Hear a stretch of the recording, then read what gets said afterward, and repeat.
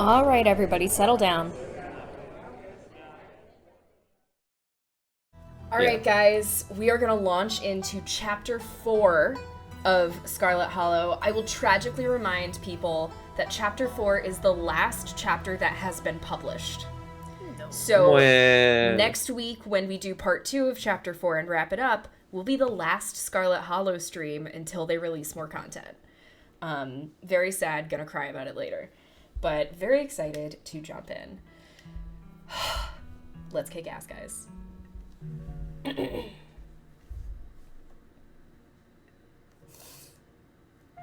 The decision you made in episode 3 bears heavy physical consequences, and a visual reminder of those consequences will follow you for the rest of the game.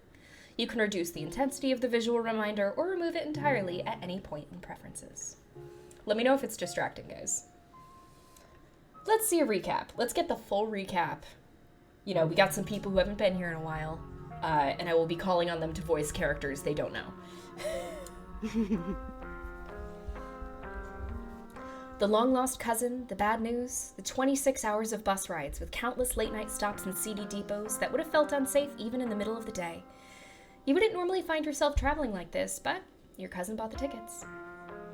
The funeral of Pearl and Scarlet, your cousin's mother and your aunt, seemed like something you shouldn't ignore, even considering your own late mother's rocky relationship with that side of the family.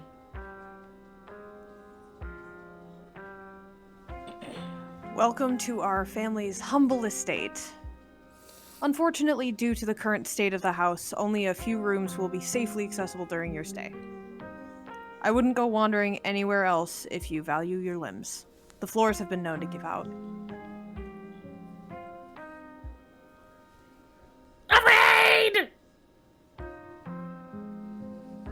A single deer remains behind, staring down the beam of Stella's flashlight, while Gretchen whines and pulls at her harness. Green, rot, decay.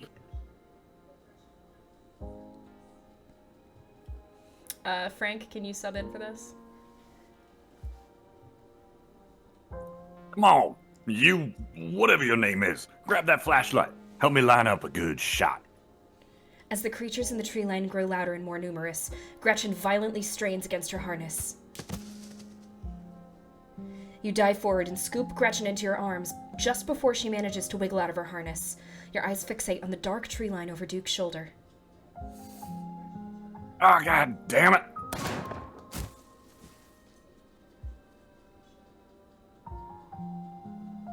Duck, if you could do this one. Stella, keep an eye on her for us. Make sure she doesn't get into any more trouble. My grandmother called them ditchlings, and they are a terrible omen. A sign of great suffering and destruction to come. Make yourself at home.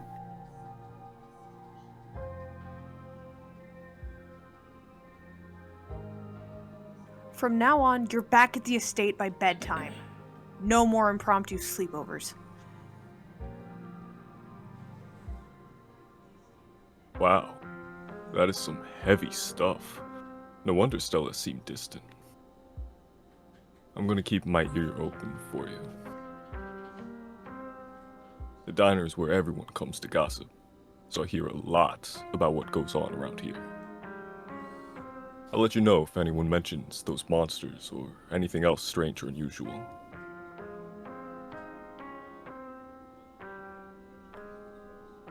Have either of you seen Rosalina around town? I don't want to be a helicopter dad, but she hasn't been answering my texts, and I wanted to make sure she isn't getting into trouble out there.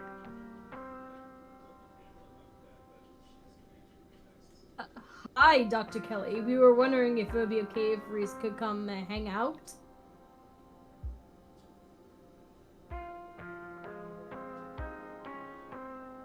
Nothing strenuous, we promise. Whatever you two have planned is probably beyond what he can manage right now anyways.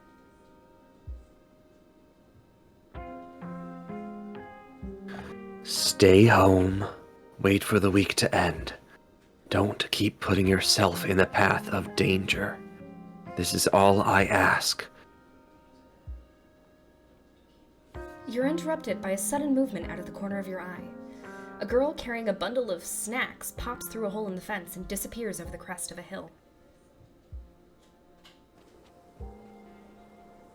She didn't. I guess the old Maxwell place doesn't cut it as a secret hangout spot these days. But the Shaw mine, that place was shut down like 100 years ago. After a collapse that killed over 100 people.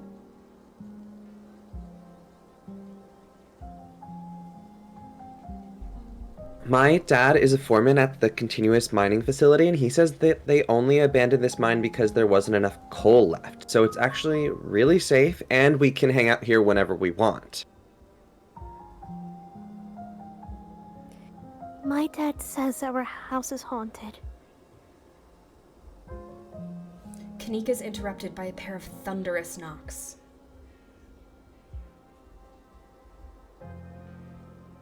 Wait a second. Where three have run off to? Are you kidding me? There's something in the darkness before you that's much louder. Though you don't hear it, but you can feel it in your chest, like the deep growl of a predator. Hey, are you alright, Casey? Stella reaches for your shoulder, but not before the light from your phone illuminates the chamber.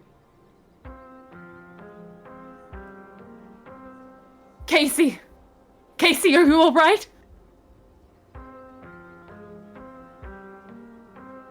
Wait! Becca and Alexis are still down there. You can just leave them here. I know which way they were going. They'll listen to you this time, I promise! Your surroundings quake as the mine collapses around you. Tabitha doesn't say a word as the car cuts along the darkened road. You collapse in Tabitha's dusty guest bed, your head empty of thoughts. After your time in the Shaw mine, you barely even notice the dust. When you close your eyes, you see Rosalina's face, twisted with pain, staring up at you with tear-streaked cheeks. Trapped by powers beyond her control, terrified of what her now uncertain future would hold. There are two of them now. What happened to your glass house? Asshole squatter move in. Kick Dustin Mom out. As you ready to leave, Janie approaches from the far side of the kitchen. Tabitha remains between the two of you, impatiently tapping her foot. Casey, before you go, I heard about what happened last night. I heard about it before Miss Tabitha mentioned it just now, and then I heard it again. I just wanted to say that I'm so sorry you got caught up in that. I'll be praying for Oscar and poor little Rosalina. They're such sweethearts. Couldn't have happened to nicer people. Morning. Is the new blend ready? Of course. Casey, if you'd like to keep Miles company, Tabitha and I will just be a minute.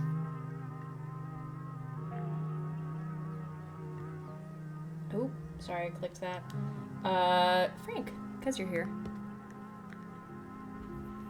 Wait, you're Casey, aren't you? My name is Bo. I'm Duke's boy. It's a pleasure to meet you. The policeman told me that you saw what happened to my daddy. And with that, breakfast is served. He's a dog. You could tell this dog's the mayor from his little sash and the fancy top hat. There's a regal air about him, almost as if he knows the position of authority he's been elected to. Before you can catch up to your companions, you're intercepted by a nervous man with a cross around his neck. It's hard to put a finger on it, but something compels you to dislike this man. Sounds like old Gretchen and the mayor may have had some unresolved issues, wouldn't you say? I'm Pastor Daniel. I take it you're Casey. Everyone's been buzzing about you. I'm so sorry about your aunt, but I'm sure she's in a better place now. If you'd ever like to discuss your beliefs, my door is always open.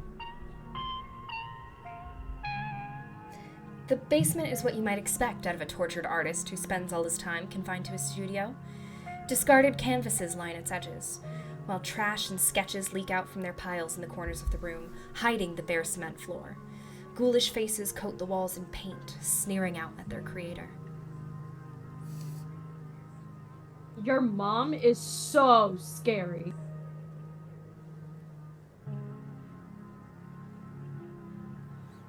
Oh shit, we don't have him.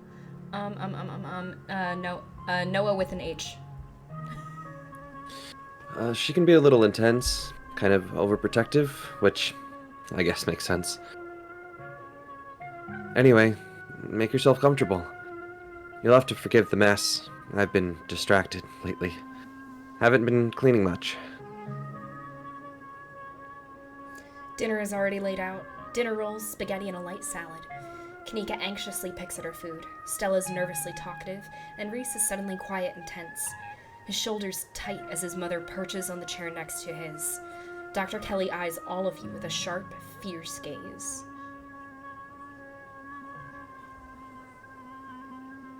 So, we were talking about maybe watching a movie sometime this week, while Casey's still in town. We'll have to see how you're feeling. I can handle a movie, Doc. Yeah, we'll just sit downstairs in the dark. Reese is used to that. I'm sure he'll be okay. You're always overestimating how much you're able to do, Reese. This is why you keep getting sick. If I get sick, so what? It's not like that's ever going to change.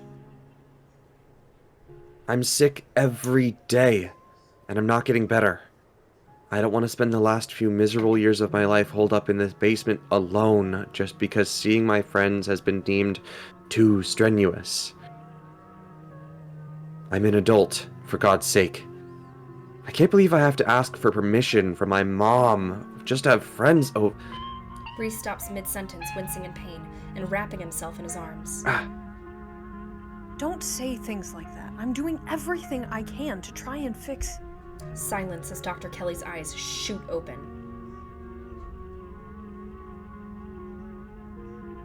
Reese?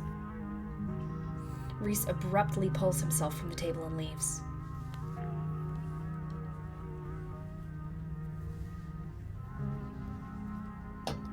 Hey, you're just in time. Rosalina's situated in the back room. Alexis is going to keep her company while we hopefully get all this sorted out. Hey, hope I'm not too late. Have I missed any creepy paranormal stuff? Oscar and Kaneeka startle as the door swings open. Hold it. You're not taking my cousin along on any more of your little hijinks without me.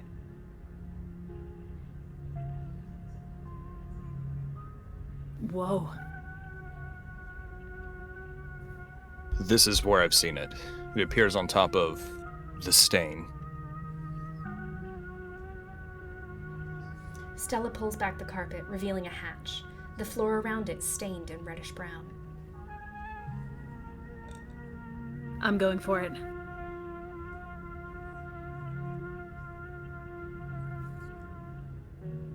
Wait, do you hear music? Movement stirs as a figure cloaked in shadows rises to attention. Stella?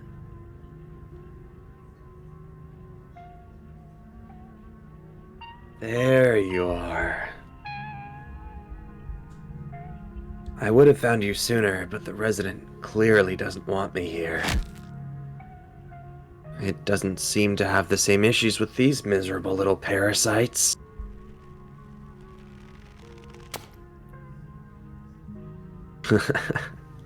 Bottom feeders always manage to slip through the cracks, don't they? The sins of the father are to be laid upon the children. One of you must forfeit. Doesn't matter which. Bullshit! I hope I didn't come too late.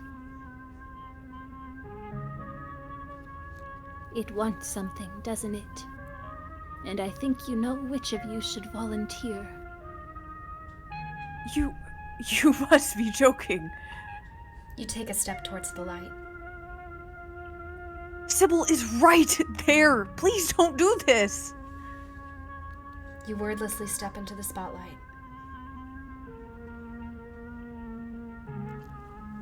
I'm so sorry, Casey. I don't think I can talk right now. I'll call you, okay? She hurries off down the road. Before I go, Sybil places a hand on your arm, holding you back for a moment. I'm sure you have questions after everything you saw tonight, and about what happened to you, but let's not get into it here. I think everyone could use a little rest and relaxation right now, yourself included. If you swing by the tea room sometime tomorrow, say early afternoon, you and I can have a little chat. I'll see you then, Casey. You don't even notice yourself entering the guest room and falling into bed. Suddenly you're just there, buried under your family's musty covers. Before your thoughts can drift away to nightmarish recollections of hours past, your phone buzzes on the nightstand. Hey, sorry I ran off earlier. Wound up in a really bad headspace. I care about you so much. So sorry you got hurt in there. Just need some time to get a handle on things. Sorry. The spirit of Charles Shaw Jr. has been put to rest at the expense of unknown years of your life. The specter of the night's events will linger over you for every day you have left, a grim reminder of the price you willingly paid for the crimes of a family you never met. Maybe it'll be easier in the morning. Maybe your joints will ache just a little less than they do now. Maybe you can still right the capsized ship of your now broken life. Or maybe things will only get worse from here. Let's wake up and start the day. You open your eyes. It's a new day. And you feel like shit. In the bright morning light, you're finally able to take stock of just how much the spirit took from you. You feel dulled, your bones creaky, your soul weighed down with the exhaustion of age. I hope this was worth it. Maybe it was worth it. Who knows what would have happened if you left it behind to fester? Then again, who knows what will happen to you now that you've lost a part of yourself?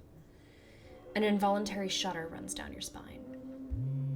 But your thoughts are interrupted by the buzz of your phone on the nightstand.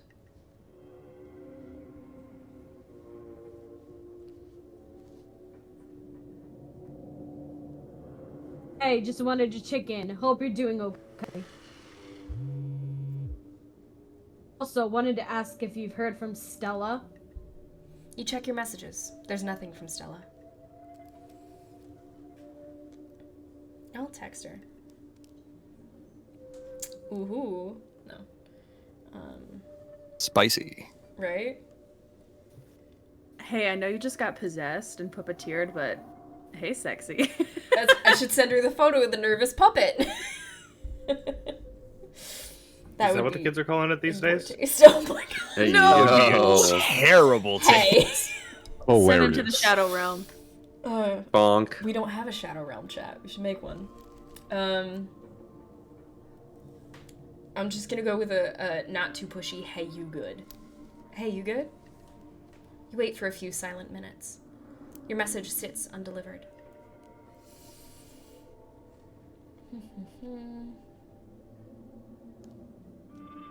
Everyone had a rough night. She's probably still shaken up. Yeah, but I don't love that she's out there somewhere by herself, considering all the shit that's been going down. We should look for her, right? Down to town. We should stick together. Looks like you have your morning plans in order. Let's take a shower. You might as well take a shower before starting the rest of your day. You step into the guest bathroom and into the shower. The hot water soothed your aching joints. Despite the state of the bathroom, this shower is a good place. As it rinses your body clean, you... should we do something depressing, or should we think about Stella? Informal poll, not an actual poll. You can't pick between depressing and gay. Those are like... I know it's a tough choice, but I'm gonna make you What's the difference? No. Depression. Do we want to think something about the horrific week we've had, or do we want to think about someone special? Lesbians. Someone special? We're going with special. Special. You think about someone special. Specifically, you think about, I don't even have to ask. Don't worry. We're not doing another poll. Don't worry. We know it's Kaneeka. Oscar. Yeah. What are the options, though? The option. Oh my god. Dr. Wait. Kelly! Hold the fuck up. Okay. Oh my god. Kelly. Stella, your intrepid krypton hunting companion, and everything the two of you have been through since you got to town. Hopefully she's okay. Kaneeka, the resident goth and one of the most level-headed and fashionable people in town. Too true. Avery and their thrill-seeking attitude towards the supernatural. Maybe they're less chill than you initially thought. Or maybe they're even more chill. Oscar, the shy and handsome town librarian. Reese, the chronically ill artist living in the clinic. Dr. Kelly, the way her commanding presence dominated yesterday's dinner. Holy shit. Wayne, and the way he effortlessly crushed that ditchling. That's Yuck. unhinged. Sorry. I There's know we love Stella. We have to. We have to do Dr. Kelly, unfortunately. Look, all I'm gonna say is there's only enough room in our heart for one of our cousin's exes, so. Oh. So we can't do poll. Wayne. I do. That does make me now Make it wanna, a harem. make a new game on like a different save to do like a Wayne route and like a Dr. Kelly route. So and- weird. That's oh my so goodness. wild. So weird. Then again, there's some really blatant options that you can pick when talking with Dr. Kelly, but she's not listed as a romanceable option on the wiki, so that's interesting. Also, not to play favoritism, but I just have to say, out of all of the options given, why is Oscar's only descriptor shy and handsome librarian? Like, That is... Maybe it's because we don't know much about Oscar and Reese that they get the, like, half-a-sentence description. maybe. To be fair, we haven't been giving them much of a chance. But even like Oscar, like caring father or something like Yeah. that could have been added There's in. so much more to him. Yeah, we've got daddy issues. Handsome's nice, though. Yeah. Let's be real. Everyone Who finds wants that Stella. interesting? We're thinking about Exactly. Stella. Zach approves. Zach approves. You think about Stella, your intrepid krypton hunting companion, and everything the two of you have been through since you got to town. Hopefully she's okay, and Kaneeka's just being overprotective. You're done here. You turn off the faucet and dry yourself off. Let's check the closet. You make your way to the closet. There's no denying it. The doll moved at some point since your most recent visit. But your long-dead relative's creepy doll isn't the only thing that's different. Someone was in here. Something to mull over for the rest of the day. Let's visit Dustin, my favorite little guy. You open the drawers. They both have bread now. Human is back! It's been old now. Maybe changed mind about eating us. Could be the end of Dustin and Dustin Mom. I would never eat you. I love you guys. Dustin Mom know better than to trust. When push comes to shove, survival more important than friendship. Dustin Mom spend too much time outside. It's different inside. There's enough bread for everyone here. No need to eat friend. Dustin still have childhood innocence. Oh, Dustin get to keep that innocence forever. I guess your glass house still has that squatter? Tried to reclaim Glass House last night, but asshole squatter too big and strong. Dustin Mom stand no chance. might have to live in Dustin House forever. You been big and strong too! Probably more big and strong than asshole squatter! You fight? Give Dustin Mom her glass house back! I'll do my best, but no promises. Squatter have sharp thing on head. Human be careful. But Dustin Mom would be eternally grateful to human. Dustin too! I should get going. Gay! That's that. Let's head downstairs. It's time to face your cousin. You find her in the kitchen, her shoulders hunched in a tight ball of anxiety. They're striking. This week, of all weeks. As if I didn't have enough on my plate already. Does it even matter how the strike plays out? Any resolution would merely treat the symptom of the disease rotting the heart of Scarlet Hollow. For things to stand any chance of getting better, there's something deeper you still have to fully uncover. Let's talk about the strike. Do you know what the strikers even want? I haven't seen a list of demands. I'm sure it's just the usual. I promise you that if any one of them were in my shoes for a month, they'd be singing a different tune.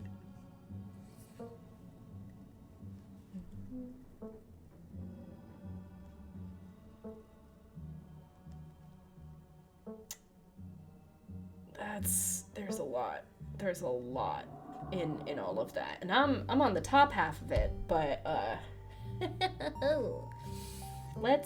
you know what? Let's actually return. Let's talk about last night.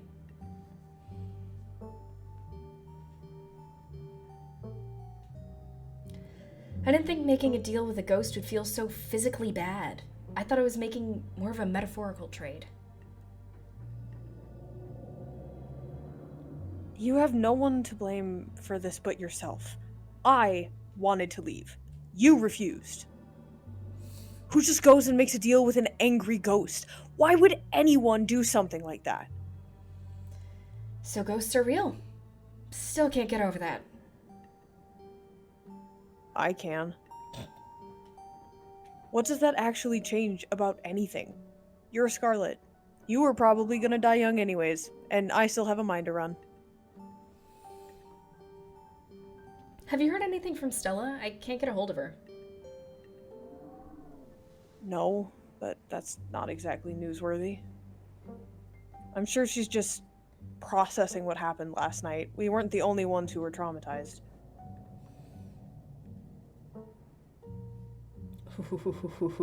That's one way to make her mad. And we're already on thin fucking ice. You should probably get going, right? Yeah. I've dawdled long enough. Stay safe. No more hijinks. But let me know if you get in trouble, okay? Tabitha slips past you, her heavy boots thudding down the hall as she marches away to face her employees. Time to figure out the rest of your day. Let's talk to Frou Frou. You walk over to the cat. Oh, c'est toi. Qu'est-ce que c'est tu fais maintenant? Wait, there is something different with you. As the years finally caught up to you? I made a deal with a ghost, so I'm old now. Every day that we open our eyes, we are making a deal with life. All of us are stones on the shore, weathered little more each day by the relentless tides of time. We will all be ground to dust by an uncaring universe. But that is the beauty of life. I'm gonna nod respectfully. You nod respectfully to Frou Frou. She scoffs, her tail twitching with annoyance. But you can sense she's less annoyed than she usually is. Maybe she's getting used to you. Let's not be as... She would think this is desperate. Miss you, or will you let me pet you? And I think that giving her any ideas about eating Dustin and Dustin Mom would be terrible. Mm-hmm. Do you know anything about the stone carvings scattered around town? I'm not here to be your commandant, chien détective. Je suis un chanteur. I am here to watch you flail about in the darkness. I'm not here to provide answers to whatever mysteries confound your feeble American mind. Bye, Frou-Frou. Good talk. She scoffs as you turn away. Let's investigate the garden. We promised Dustin we'd try. Whatever kicked out Dustin's mom is in the garden right now. You better look into it before you head into town. The air is chilly today, the overcast sky hanging oppressively over the weed-choked flower beds. Investigate the greenhouse. You start carefully picking your way through the underbrush. It doesn't take much effort to find a path. Cuttings of prickly raspberry bushes and tangled vines litter the ground around the greenhouse. The glass house, one could say. You step towards the door. It's sealed shut by a lock, and you catch a brief glimpse of a horned shadow through the ancient, clouded glass. Check a look at the lock. You examine the lock. It looks sturdy. You need some tools if you're going to get this open. Maybe Stella or Kaneeka could lend a hand later. Let's try to talk to whatever's behind the door. What's your name, little guy? Don't. What are you doing in the greenhouse? Human put me here. Can't complain. Pretty sweet things, honestly. Stays nice and warm. And there's plenty of eats, too. Did the human have a brown coat and big boots? Coat, like what? Fur? Nah, not brown fur. Yellow fur. Just on the top. Like all you humans. Don't know what boots are. Can't help you there. Where'd you come from? Farm. Used to live with the other guys like me. Kinda miss them. But not that much. Don't gotta share anymore. Guess I'll leave you to it then. Yeah, or not. It's a wild world out there. You've investigated the garden. With Stella missing, it's best to not keep Kaneeka waiting for much longer. I'm gonna get a PB&J. If Stella's MIA, who knows when you'll get the chance to eat. And who knows just how much your new affliction will affect your appetite. You make yourself a PB&J in anticipation of the long day ahead of you. And that's that. Let's head to town. It's time to head to town. You head to the front door and begin your trek to the town below. The birds sound different today, muffled like your ears are full of cotton. The dull sun shines down on the surrounding wilderness, seeming to wash the color from the world. But you're adjusting. Already your body is starting to accept the change that has come over it, to accept that this is how things will be from here on out. You can't help but feel countless eyes watching you from the tree line, a feeling that reminds you of your time in the woods with Stella. Ditchlings shouldn't be out in the middle of the day, though. They're getting bolder. To your surprise, you find a familiar face making its way up the path to you. Hey, I was just coming up to see you. Hope you were able to get some sleep after everything that happened last night. They don't say anything about your appearance, but you can see them take you in, the light of day revealing your new features clearly for the first time. You doing okay? The spirit's taken a piece of me, but that's all. It's gone, but I'm still here. Very badass. What doesn't kill you makes you stronger.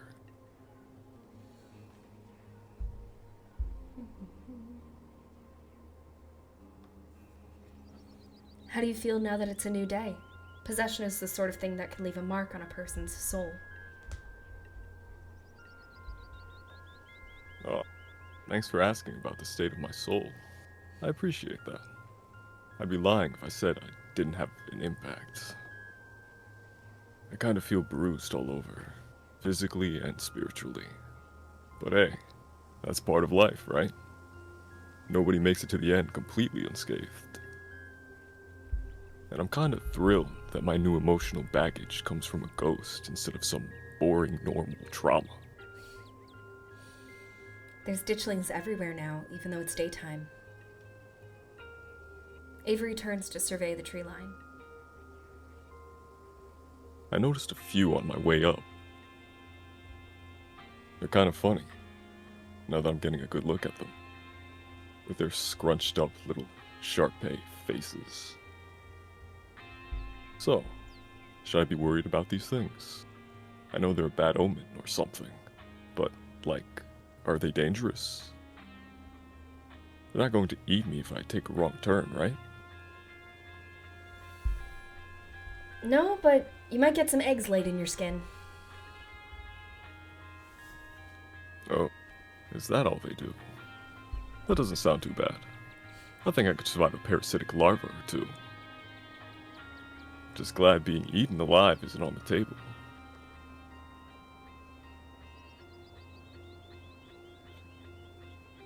It sounds like you're saying you'd enjoy the experience. Who doesn't enjoy the miracle of life? Even if it is creepy life. Parasitic organisms are just trying to make do. Same as the rest of us. Have you heard anything from Stella? I haven't heard from her.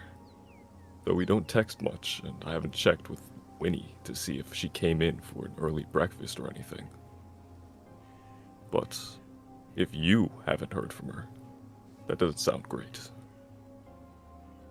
Seeing her like that last night was awful. She's usually so unflappable. Kaneeka and I are meeting up to look for Stella. Wanna come?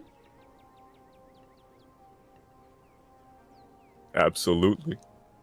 I told Winnie I'd be coming in late today, so I've got time. I don't know how much time, though. From what I saw this morning, the diner is hopping. It's absolutely packed with miners. They must be using it as home base for the strike. Oh, by the way, there's a strike going on. I'm sure you already know that, though. Have to imagine Tabitha would have told you this morning. How are you doing today? Are you doing okay after last night? I'm great. With something like possession, I kind of feel like there are more upsides than downsides. There aren't a lot of people out there who could say they've been through something like that. It's a pretty cool badge of honor, as far as I'm concerned. Let's head to town. Yeah, good idea. You and Avery start back down the path to town. It isn't long until you once again find yourself on the main street of Scarlet Hollow. AC, you made it, and you picked up an Avery along the way. Hope you both are doing okay, like, emotionally. Yeah, I'm not too bad. That's good. I feel like I get crushed by a steamroller or something. Joints all out of whack, totally exhausted and super foggy. Mama's been insisting I caught a cold, and I wasn't buying it. But as of this morning, I've come around. It's definitely something beyond exhaustion, even considering the ridiculously stressful week we've all had. But I'm not gonna let that stop me from looking for Stella. Is there someone manning the general store while we go looking for Stella? Screw the general store. Mom can deal. Whoa, did I miss something? You good, Kaneeka? Just some family drama. I'm sure I was gonna take sick day anyway. I don't don't want to infect the entire town with whatever cold this is. Instead, I'll just infect both of you and whoever else we come across while looking for Stella. Do you still think there could be a rational explanation for all this? Kaneeka sighs heavily. Rational? Sure. Rooted in the reality that until a few days ago thought I was devoid of all magic or natural shit? No. Ghosts are real. They can suck you into illusory dimensions and puppet your body like a fleshy marionette. Next thing you know, find out there's a secret society of warlocks running around the country, or that angels are real. You gotta admit, it's kind of thrilling, isn't it? Anything could be possible. Who knows what the next day holds for all of us? Would be a little more thrilling if it weren't terrifying. All the magical stuff we've found so far just wants to hurt us. We need a magical being that's on our side. Where are the magical girls when you need them? So, I guess we already have an animal whisperer, don't we? That's pretty magical. Wait, you could talk to animals? For real? When were you gonna tell me? Wow. I'm gonna need you to tell me what every animal we meet is saying. This is too cool. You, really took that in stride, didn't you? I take everything in stride. There's no better way to live.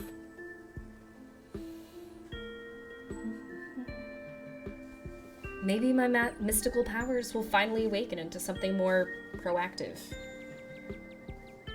I'm sick of just unwillingly channeling spirits and knowing when something bad is gonna happen. Maybe magic doesn't just awaken, though. Maybe you need to find someone to teach you how to use it. Okay, who? Isn't it obvious? Your mom's a witch, Kaneeka. How else can you explain her rescuing all of us last night?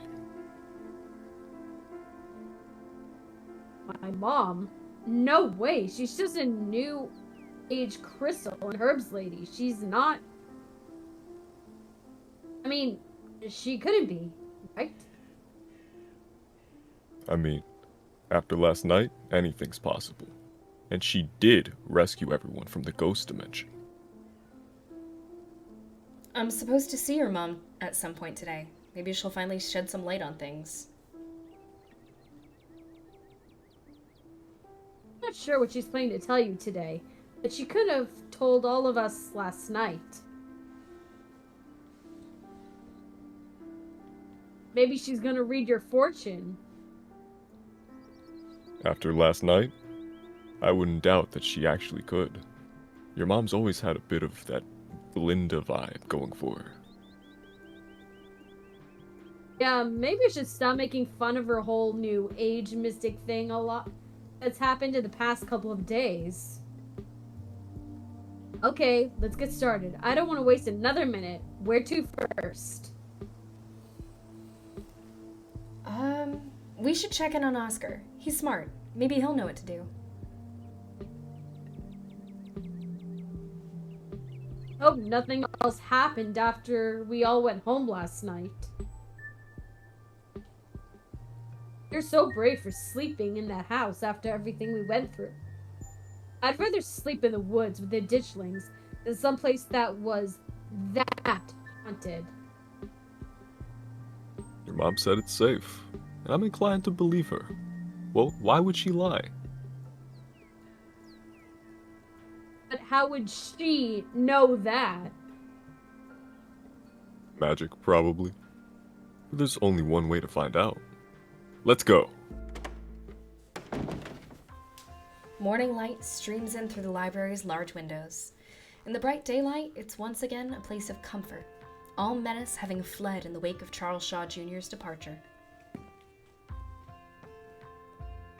No ghost, thank God. I was not up for an encore. Yeah, it's gone. Just like your mom said it would be. You can't help but overhear the murmurings of an intense conversation coming from the mayor's office. Or rather, the murmurings of an intense animal conversation. I'm gonna go investigate. You start making your way upstairs towards the mayor's office. Hey, where are you going? A small gang of dogs holds court in the mayor's office. Most of the dogs quietly watch from the sidelines, but two of them, a sheepdog and a basset hound, are in a heated conversation with Mayor Jimmy. Their tags read Scraps and Daisy. It sounds like you've all sorted this out. I don't see what you need me to do any about it.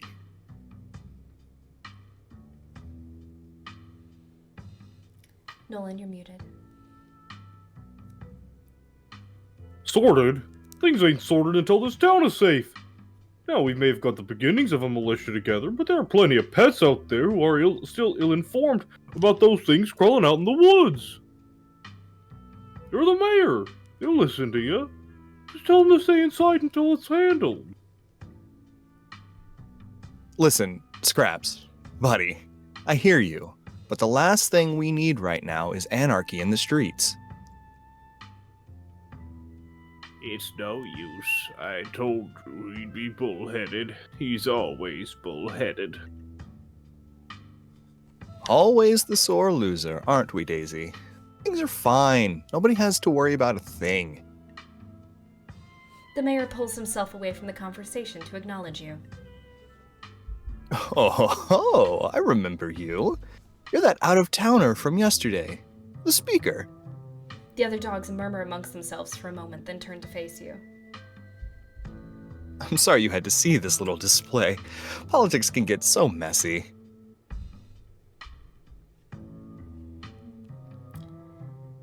Are y'all some kind of dog militia? Did I hear that right? Yes, I suppose you can say that. When the town's illustrious leader abandons his kind, it's kind of up to the common folk to band together. Daisy, please. I'm not abandoning anybody, dog or otherwise. You're all blowing this invasion story completely out of proportion. Everything is going to turn out just fine. If everything just turns out fine, it's because the rest of us protected those who needed protecting. So you're this Scraps I've heard so much about. Well, one and only. This here is Daisy. We've got a few other concerned locals with us, just as well. Just making sure the cats and dogs of the holler are well cared for, considering recent events. There are more of those things in the woods every day, popping out of those innocent bodies of what used to be dogs like us. They're exaggerating, of course. Well, I've heard reports of creatures coming out of the woods. It's nothing the humans of this town can't handle. It's no secret that Daisy and Scraps are my competitors, and it's just like them to jump at the first sign of trouble as an opportunity to run me out of office. Nobody's trying to run you out of anything. We're just trying to keep the critters of the town safe.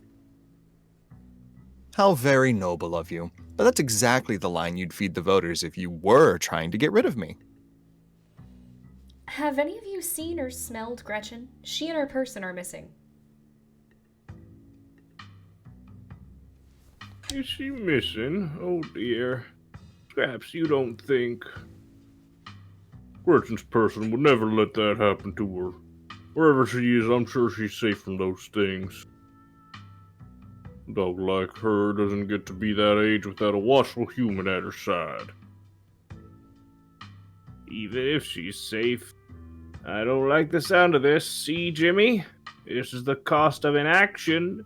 Gretchen is a pillar of our community, and she's missing. What will it take for you to finally open your eyes and do something? If you wait until you're the last dog left in Scarlet Hollow, it'll be far too late to save yourself. Yes, I get it. You're all very upset. But what do you expect me to do about it? Shut down the town? What about the economy? Do you even know what economy is, Jimmy? Or are you just throwing out fancy words you've heard the humans say? Of course I know what economy is. I know all about economyism. Oh, good, because I've never understood a lick of what humans talk about with economy. I just figured it was a made-up word they yell at each other when they want to stop talking. So please, enlighten us. I'm not going to debase myself by playing a game of trivia. Not in front of the speaker. I thought so. Rich, question, we got a whiff of what we're... We did catch a whiff right around here. Maybe near her house. Haven't picked anything up around town since then. Let's hope those creatures haven't already gotten to her. Let me know if you smell her around town, okay? Of course. Gretchen is now our top priority. Any dog that goes missing must be found, but especially her. She's a pillar of the dog community. She's been around longer than any of us. I look up to her. I wouldn't be able to rest easy until I know she's safe at home. Gretchen really admires you, Scraps. Oh, she flattered me so. I'm nothing special, just another dog. All the more reason to go after her before it's too late.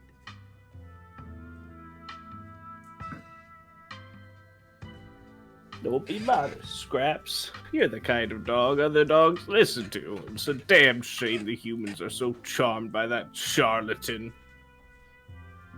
I'm right here, Daisy. I'm well aware. You think you're so high and mighty, don't you? Just because you can sit and stay the best, as if obedience is the best quality leader. Good doggies. Thank you, I appreciate the compliment. Ah, yes. I am a rather good boy, aren't I? You called me a good dog? Daisy, good dog? Daisy's tail wags excitedly before she regains her composure. Sorry. I just love to hear it. I love these guys.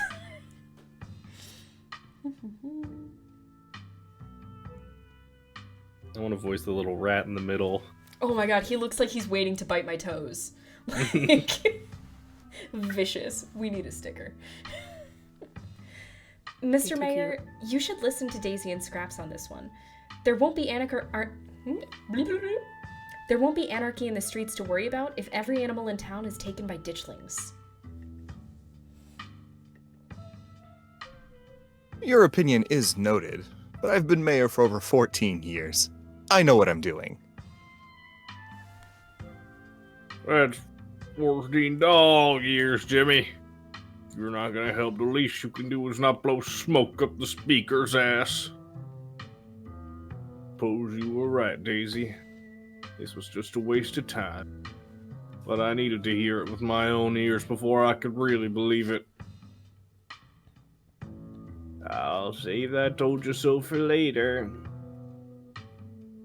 Let's go rally the others. This town won't save itself. You and the dogs exit the mayor's office and close the door behind you, then quickly turn a corner and vanish from your line of sight. You find Kaneeka and Avery waiting for you in the lobby.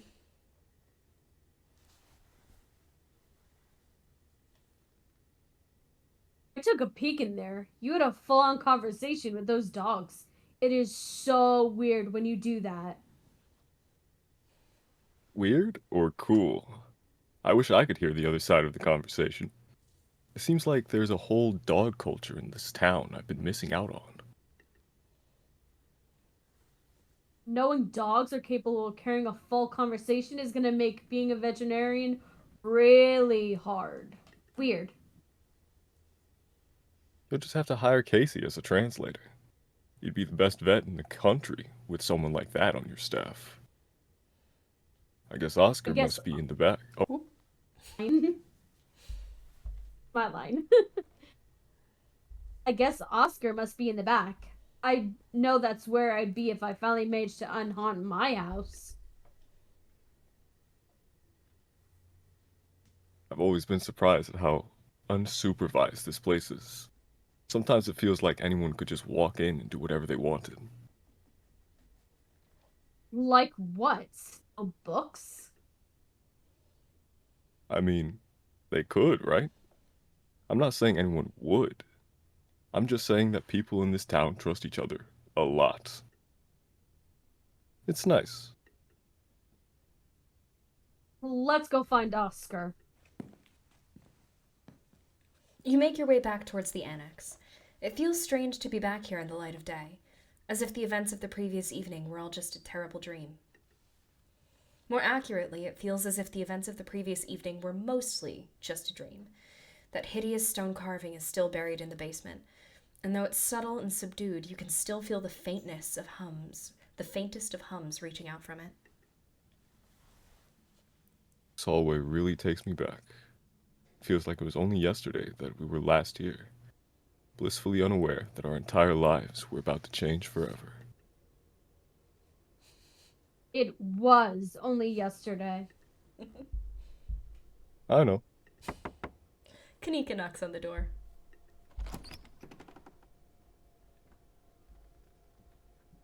Oh, good morning. So good to see all of you. Casey. He takes in the sight of you standing in the bright corridor. I hope you're doing well this morning. Please, come on in.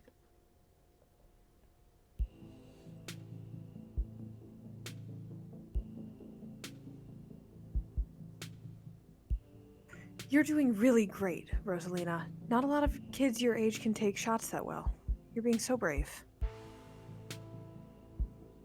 You don't have to talk to me like I'm 5. But you are brave. You really are, Rosalina. You're like so badass.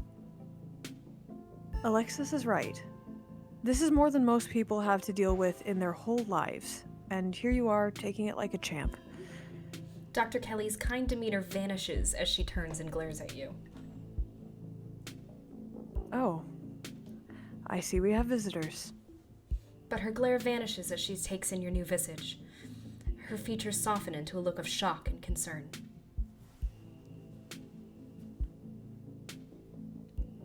Mr. Gutierrez told me what happened last night, and I must admit I found it hard to believe.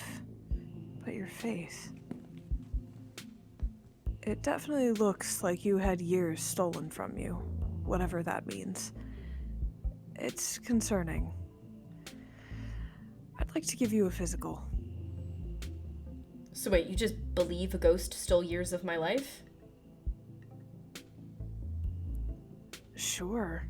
There's plenty of evidence that something happened to you right in front of me. So, are you going to get your physical? So many horny lines in this one. Yes, please. Thank God I need someone to fix me. Is a whole How is that movie. not a flirting line? How is that one not a flirt? I see it. Then again, that is what I shout as soon as I walk into my primary care's office. As someone who is chronically ill, I didn't even see the horny at first. I was like, mood. Yeah, that was all you, David. I think you're just horny. Something you want to tell us? Guys, I've kept it a secret my whole life. I'm secret. Oh. Cut off. They got him. Cut off. They got him. I think Marwa came in and killed him right as he was about to spill the beans. That's what it is. That would happen. So good yeah. knowing David. It's okay, David. It's 2025. God, we'll miss him. It's a good thing we got in his shout out yesterday. Check out our socials for the shout out on David. Check his socials. Long may he rest in peace. We'll really miss him. Oh, Fly high, okay. David. He's not the only baseball player in the world. glad you're taking this seriously. I'll be at the clinic all day. Feel free to stop by when you get the chance. Her examination finished, Dr. Kelly returns to Rosalina's side. How you doing, Rosalina? Tired. My leg hurts. A lot. But the medicine is helping. It's not so bad now. Plus, I got to lie down in an actual bed last night. You have no idea how good that felt. Thanks, Casey. I can't believe you got any sleep last night after all that ghost stuff. I just sat on the couch with all the lights on. I don't think I slept at all. I really needed some rest after, you know, the hospital. And my foot. Your body is desperately trying to get you to rest. All that activity yesterday was pretty brutal on your industry.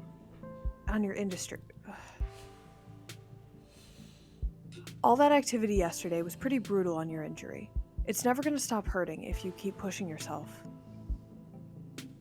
So, what are you not going to do today? Anything? That's right. You're staying right here. No walking around, no investigating haunted houses.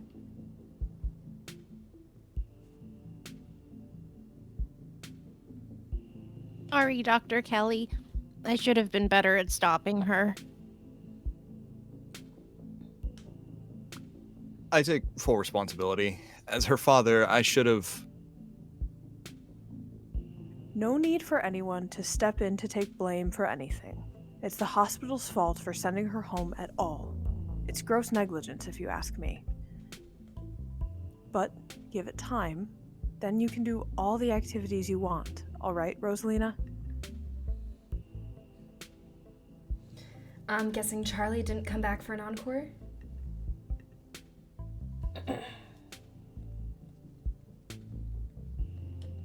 Not as far as I know. I slept in Rosalina's room, and I made sure to put some heavy objects on top of the hatch just to give myself a little extra peace of mind. Thanks to you, I didn't see or hear anything all night. I think we're in the clear. I didn't see anything either. But even if something did happen, I wouldn't know. I was asleep as soon as my head hit the pillow. I'm too tired to worry about ghosts anymore, to be honest. Losing a limb will do that, especially if you decide to tromp around the next day like nothing happened. I would have been fine if it weren't for Charlie. Good thing he's gone then. And let's hope he stays gone. Have any of you seen Stella since last night? Not since dinner. She hasn't gotten in touch with any of you?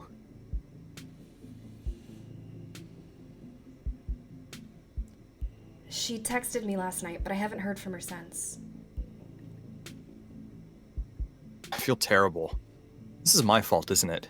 I should have done a better job warning her.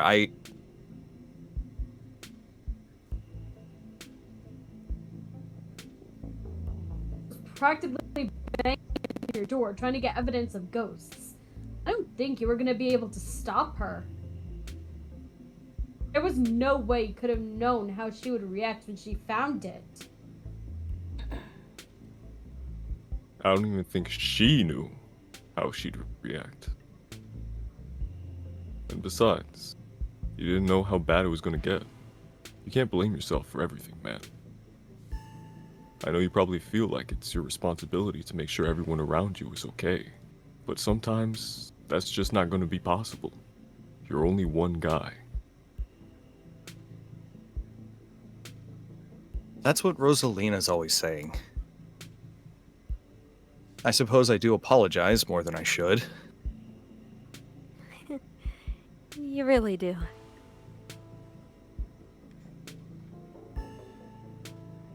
Oh, no. Oh, Christ. There's some comments we can make. How's Reese? He's fine. Had a rough night, but he'll recover. He's used to this sort of thing. He just needs a couple of days to get back on his feet. That means no more excitement. Not even a movie. I'm sorry to hear that, Dr. Kelly.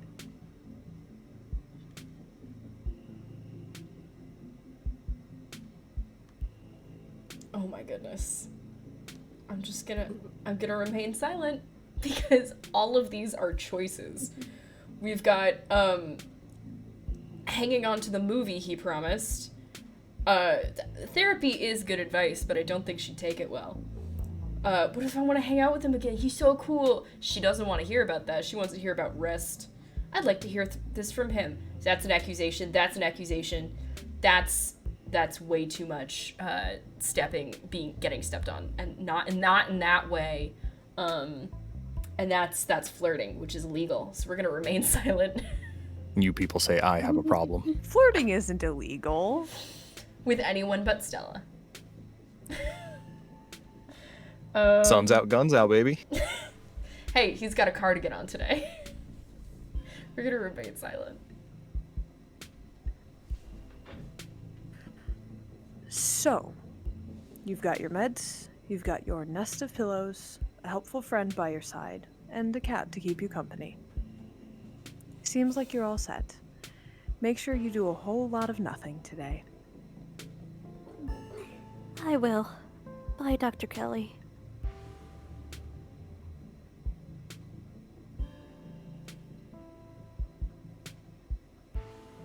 David?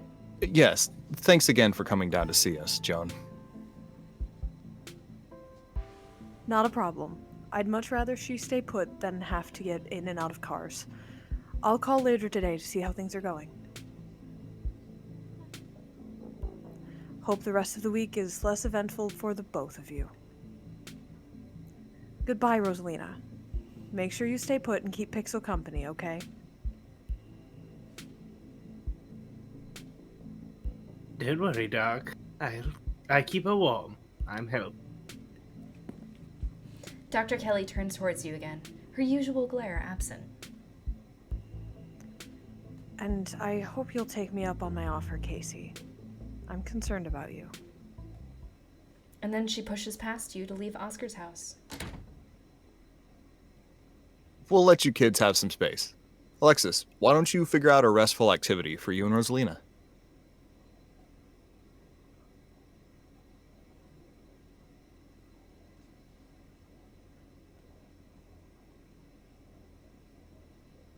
Do, Mr. Gutierrez. I brought some video games and puzzles from my house, and some movies too. Whatever you want to do, Rosalina. Oscar ushers you back down back to the library.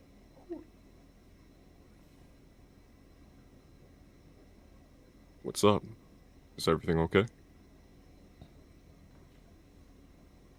Yes, everything's fine, or at least much better than yesterday.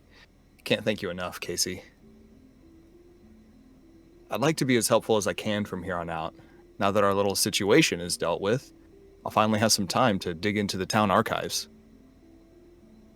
Our house was haunted because someone was murdered there. The mine collapse the other night was at the site of a mass grave. With enough research, maybe we'll be able to get a step ahead of the next crisis. Maybe we can actually preempt it. That is, assuming there's going to be a next crisis. But something tells me we aren't in the clear just yet. We should compare notes. Not that I have any to start with, but if you know anything that might narrow down my research, it could save me a lot of time. I don't think we actually know that much more than you do, but I've got some hunches. I can't help but feel like there must have been some inciting events since everything started getting weird seemingly overnight. What that inciting event was, or where to start looking for it, I have no idea. But it's something to keep in mind. Avery stares at you. I mean, it's obvious, right? Things only started happening once Casey got here. Kaneeka shoots Avery a glare. No, we are not throwing Casey under the bus. What? There's nothing wrong with being a magical catalyst. Sure, there's probably nothing wrong with someone being a magical catalyst, but there's definitely something wrong with saying someone's a magical catalyst. If people get the wrong idea, we're only a couple of steps away from the whole town deciding to shot her. Nobody's going to drag Casey into a witch hunt on my watch. I like to think we've outgrown the days of running people out of town on rails. I'd rather play it safe. Don't worry. It's not like I'm going to run around town telling everyone that Casey magicked a bunch of terrible disasters into existence. But if there's a catalyst for all of this, why wouldn't it be a loss? Scarlet finally coming home to Scarlet Hollow. If I may, Casey getting into town isn't the only major event that's happened lately. Her land died over a week ago, and those creatures in the woods were already reproducing by the time she arrived. Not to mention, I started seeing things in our house before Perlan passed. I think I never thought to make a note of exactly when the spirit made itself known. If there's a root cause for all of this, hopefully there's a way to put the genie back in its bottle. I'm going to do my best to find out if there have ever been any similar events, and whether there's anything special about Scarlet Hollow that might explain what's going on. We've been finding these weird stone seals. There was one in the mines and another in your basement. There might be more. These are those carvings you mentioned last night, right? To think there was something like that under my house all this time, and to think someone must have put it there. But who? This gives me quite a few threads to follow. Thank you, Casey. At this point, I wouldn't be surprised if you were right yesterday, Casey. What if there really is another one of those carvings in the clinic? Does that mean the clinic is going to be overrun with ghosts soon? Should we warn Dr. Kelly? You may have believed us about last night. I don't know how receptive she'd be if we told her there might be ghosts in her house. Even if she believed us, she's stubborn. Might be a good idea to take Dr. Kelly up on her offer to give you a physical, Casey. It could give you a chance to look around for anything out of the ordinary. And it's probably a good idea for your health, too.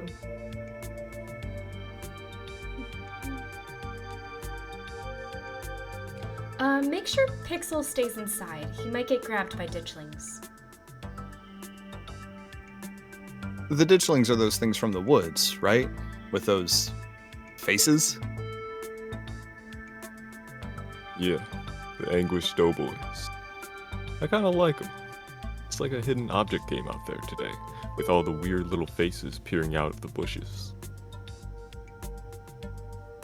Like them? Are we talking about the same creatures that have been laying eggs in the local wildlife? I don't want to get friendly with them or anything. I just think they're kinda interesting. Each their own? Will do. I can't imagine how devastated Rosalina would be if something were to happen to him, especially after everything she's been through.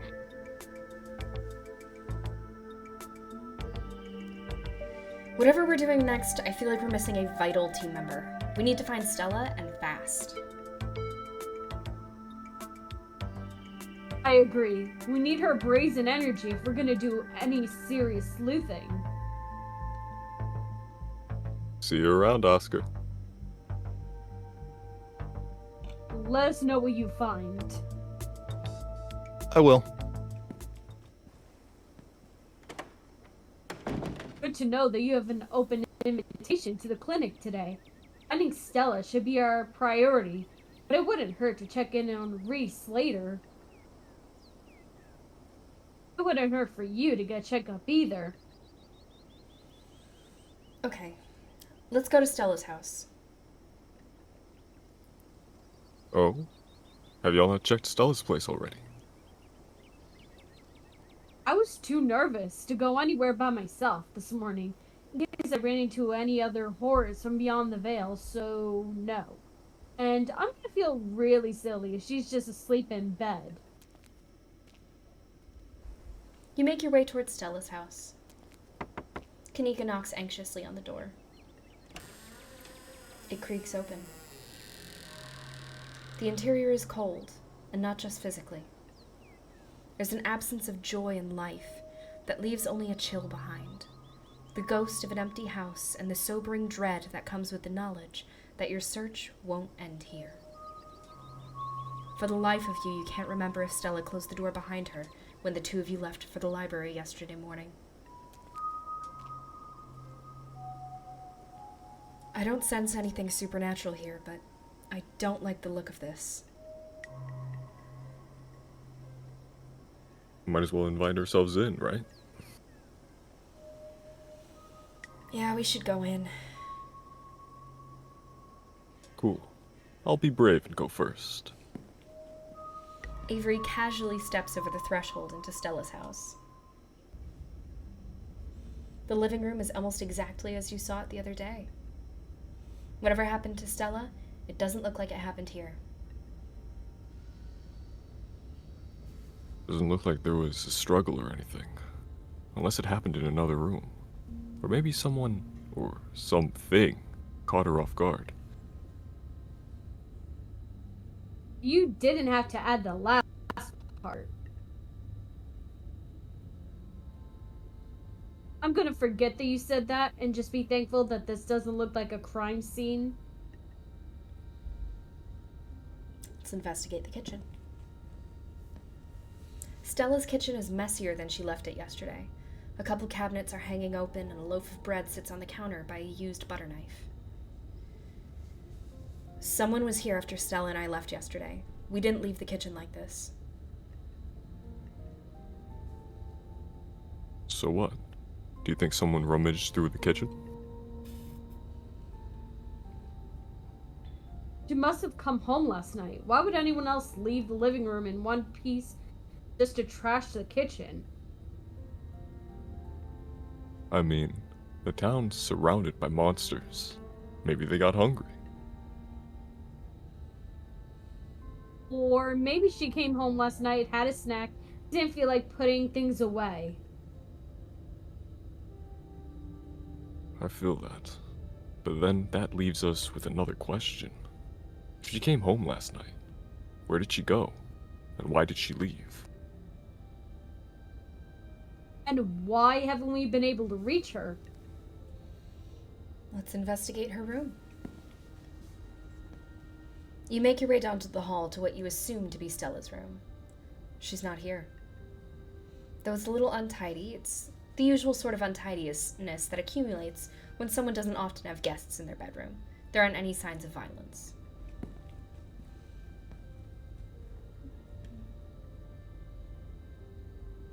Sure looks like a room. Any thoughts?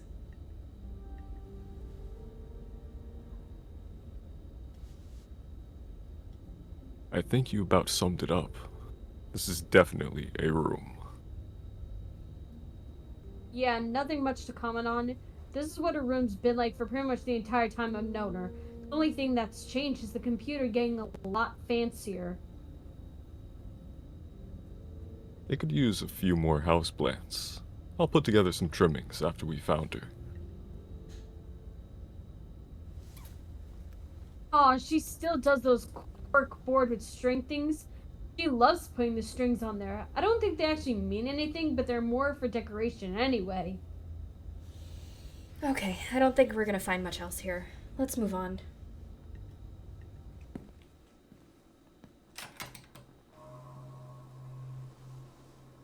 Okay, so she probably came home last night. But she's not here now, and we don't have any idea where she might have gone. I thought I was overacting this morning. I hope she would just be sleeping in. Can't believe she's actually missing. We'll find her. Where to next? Let's check out the diner.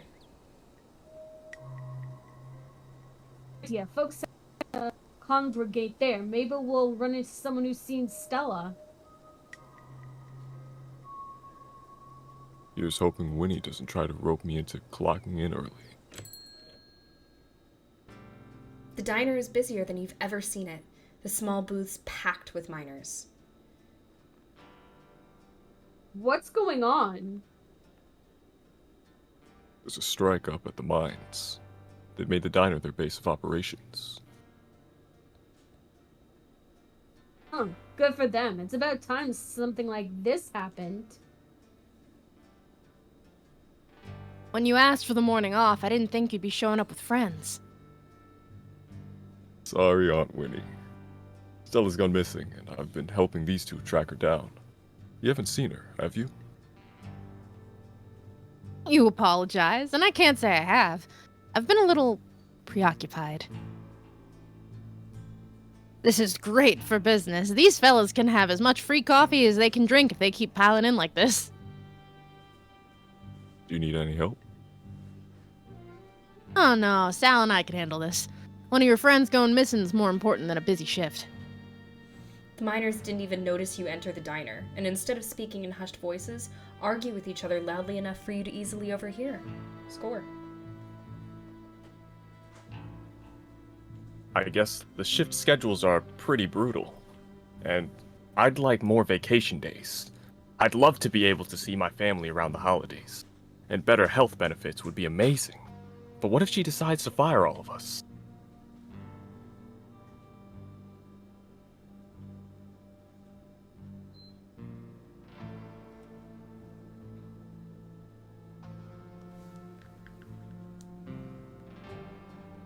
This is Noah. This is Noah. With an H. With an H.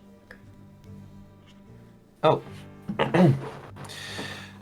You're only a year or so into the work, and trust me, the longer it goes on, the more it sucks the life out of you. At first, you're just unhappy, but you figure you can weather it till you find something better. A paycheck's a paycheck. Next thing you know, you've lost years of your life to a company that doesn't give a solitary shit about you. That uses up every free second it can suck out of its workers and pays us just enough to survive, but not so much that we can ever save enough to get the hell out. But we could get fired for this. I really need the paycheck. I can't get fired. And the company housing, that makes a big difference for me. The company housing. How generous of Tabitha to put you up in a company-owned shack that ain't had maintenance done in decades, taking a big chunk right out of your paycheck that sure as shit ain't going towards property tax and keeping up and upkeep alone. The company housing that means almost nobody in this whole damn town owns the place they live.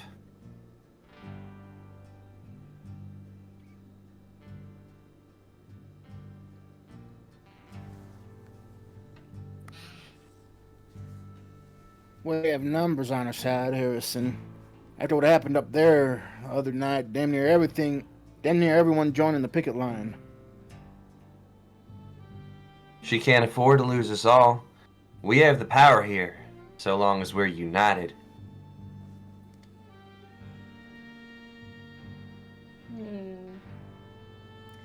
Hey, have any of you seen Stella? She's missing. The miners turn toward the doorway, all eyes glaring at you in unison. The YouTuber? No, we ain't seen her.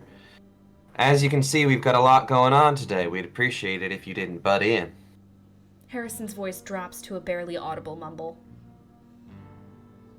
I hope she's okay. So about the strike.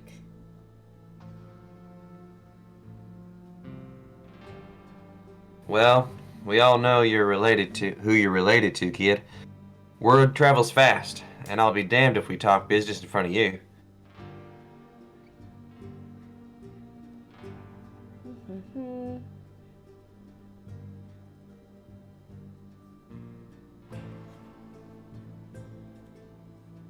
I'm not a snitch. Love it. I don't actually have a horse in this race. I didn't even know Scarlet Hollow existed until a few days ago. Great. Then don't weigh in. And don't meddle within our lives. Well, I guess we should get going. You turn and leave the diner. Avery and Kaneeka trailing close behind you. No sign of Stella.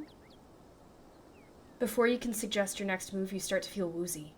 Spots form at the edges of your vision. Your legs suddenly feel unstable. Your body's sending you clear signals of exhaustion. And then it passes. Still, it probably won't be long before your body needs a chance to rest. You should plan your next move wisely. We should check out the church. The church? Why? I see what you're thinking. Stella was confronted with evidence of the afterlife, so she might try getting into all that religious stuff. It's worth checking out. I think we'd be barking up the wrong tree. But I guess you're right. There's no point in not being thorough. I wouldn't mind stocking up on some holy water while we're there, too. Seems like a good idea to cover all our bases at this point. I don't think Baptists do the holy water thing. I'm sure Pastor Daniel would pretend to bless some water if it meant keeping us around a little longer. That's good enough for me. Let's not linger, though. I don't want him thinking we're possible converts. Kaneeka leads the way, taking you up the gradual slope towards the church. You know, I've lived here for a few years now, and I've never actually been to the church. That's probably for a good reason. Where's that weirdo?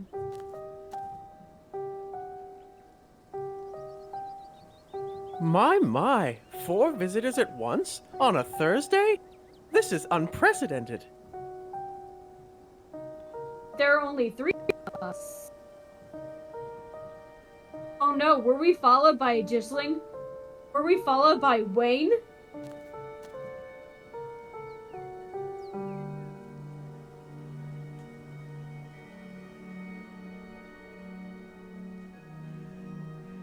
Sup, old people?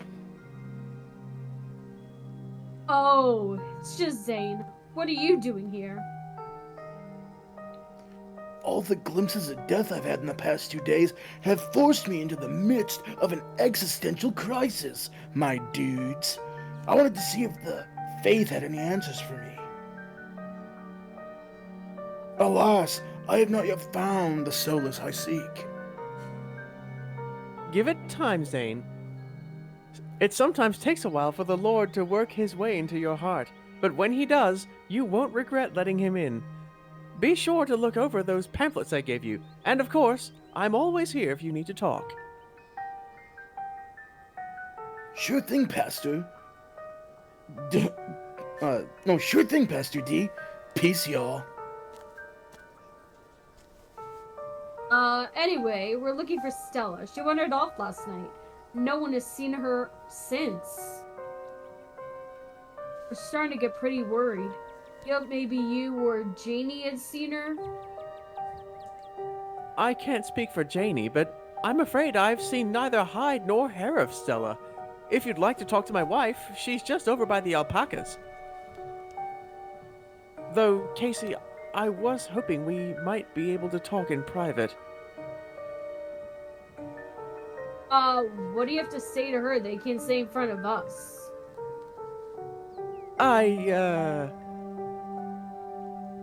Please, if you wouldn't mind, this is a personal matter. It's alright. We can get the juicy details later. I'd rather folks not pry in on this.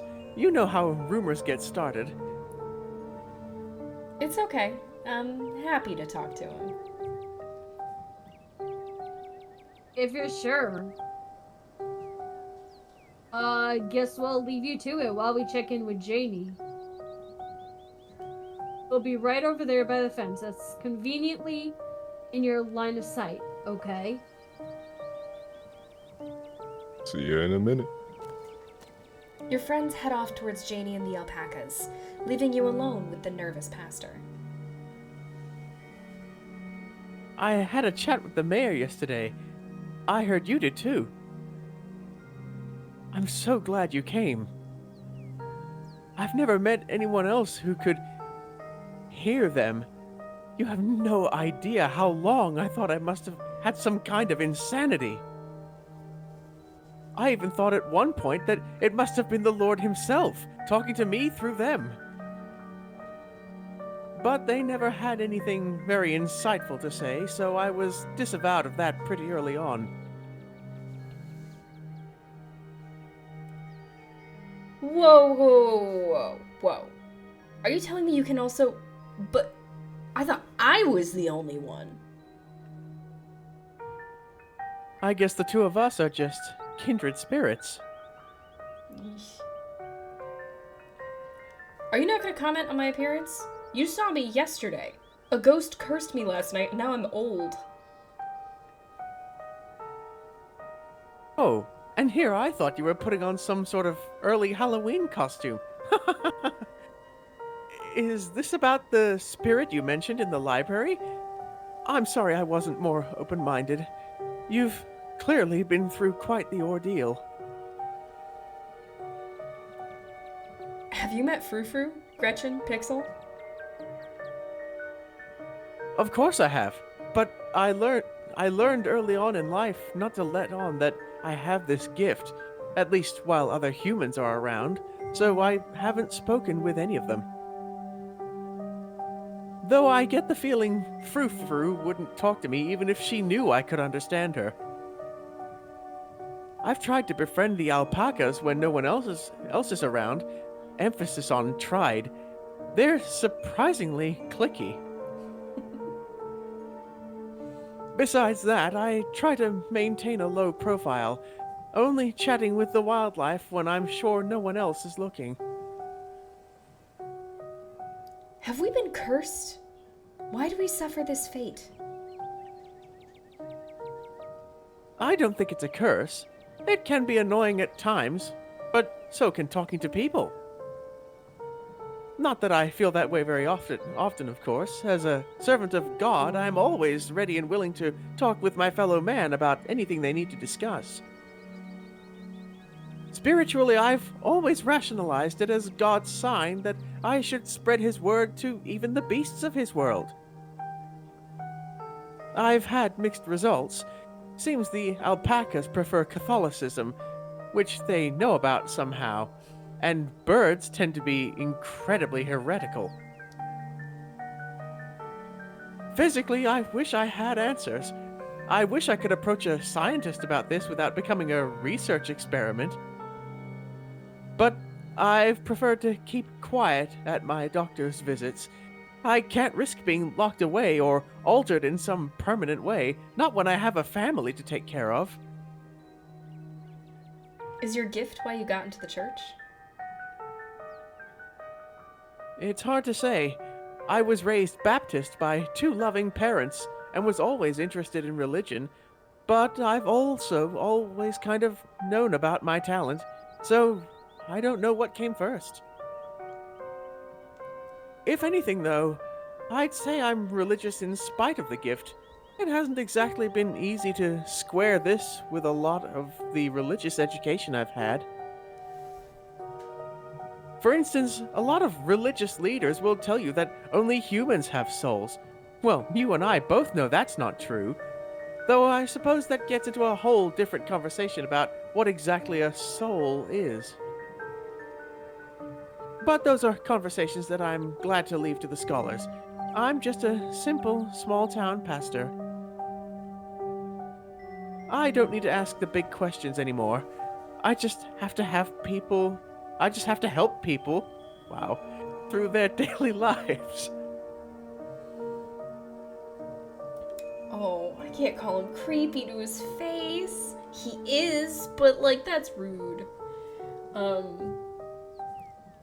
we sure we're actually talking to animals?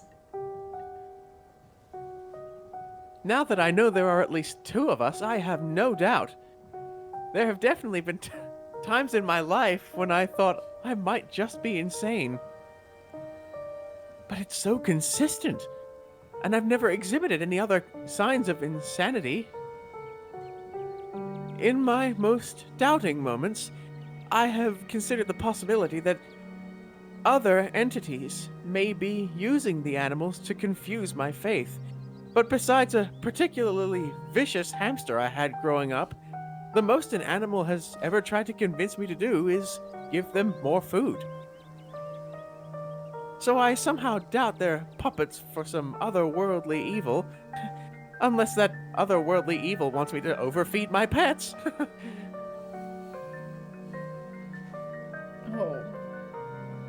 Oh, God. Let's go, does Janie know? Does Janie know? No, I don't believe there should be secrets between man and wife, so I'll have to tell her one day, but there hasn't been a good time yet. Building a life in Scarlet Hollow has been a difficult process, and the last thing I need to do is add the stress of her husband being some kind of circus act. Tulip, on the other hand, I'm starting to have my suspicions that she might share this gift. There have been some particularly nasty rats in the church lately, and she said some things that have led me to believe she might be able to understand them. He's interrupted by the sounds of a snapping twig and a high-pitched giggle, partly muffled by the underbrush on the edge of the property. Tulip, come out of there! You know you're not supposed to play in the woods! Tulip glances back into the woods quietly as she hesitates. Tulip, are you going to be good, or are we going to skip story time tonight? Don't have to skip story time. I won't go into the woods. I promise. I know you won't, Tulip, because you know it's too dangerous for little girls in there. Why don't you go help Mama with the alpacas? It's just about time they got fed. You can give them hay. Tulip smiles broadly, seemingly excited by the prospect, and hurries off. Sorry, I had to have a firm parenting moment just then. She's been trying to run off into those woods a lot lately, and it's really dangerous, even for adults. There's this massive trash dump not too far past the trees, but it must be at least 50 years old, so it's all grown over and looks like it's part of the landscape. But if you accidentally walk on it, you might find yourself falling into a hip-deep mound of rusty cans and broken glass.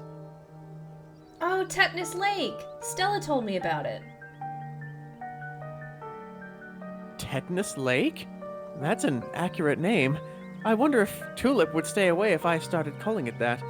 Or if it would only make it sound more alluring. How big of a trash dump are we talking? Would a weekend of hard work clear it out? Maybe if you had construction equipment and a team of professionals. It's a big area, and I have no idea how deep it goes. In the meantime, I'm just making sure Tulip knows not to go near it. What were you saying about church rats? Ah, yes. The rats. So, you and I are used to the sort of chatter we hear from wildlife. It's usually nothing that needs to be paid attention to. But these rats, there's something so sinister about them. And they must be huge, judging by the sound of them scurrying around in there.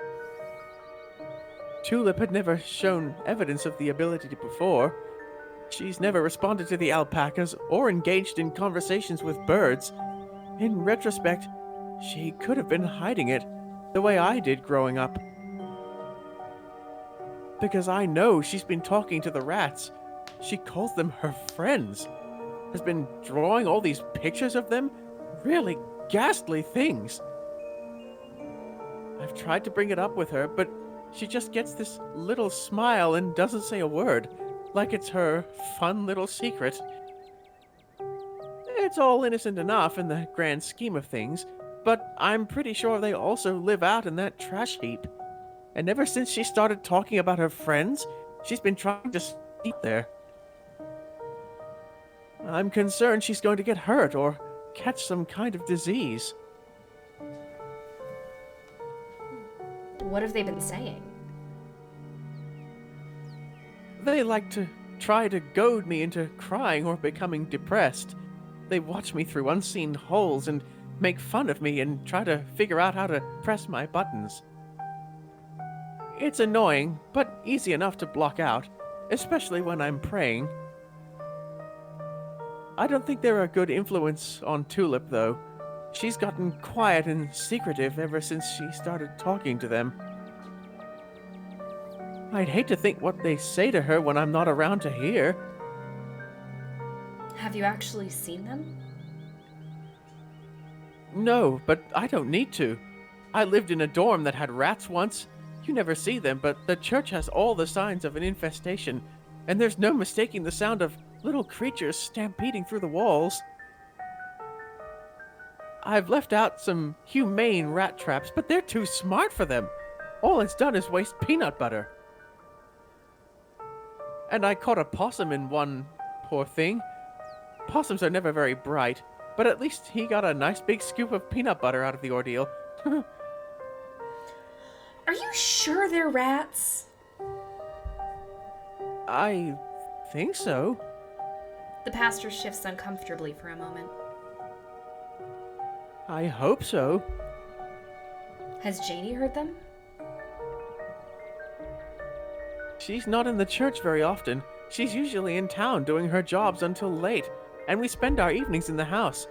It's just me and Tulip all day long. Janie knows Tulip has made some strange little friends, but thinks it's an imagination game. I was hoping I'd sort out the rat issue before she could get suspicious, but they're persistent. So I may have to hire an exterminator if I can get the money for one. I hope it doesn't have to come to that.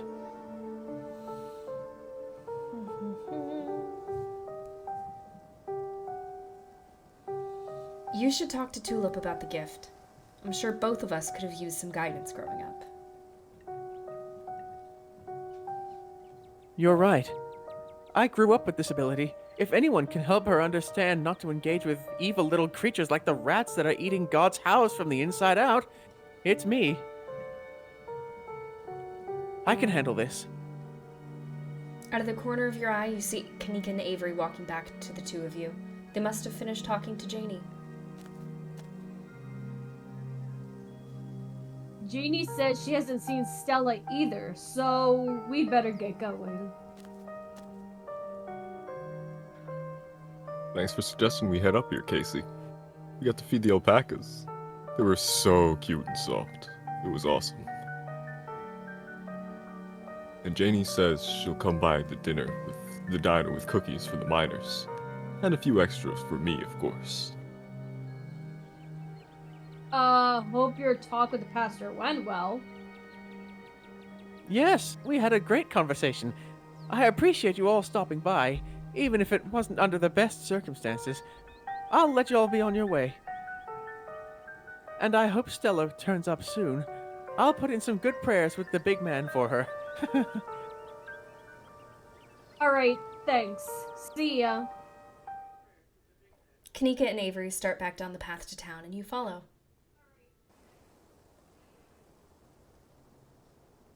So, what was that about? He seemed pretty insistent on talking to you alone. Yeah, he didn't say anything weird, did he?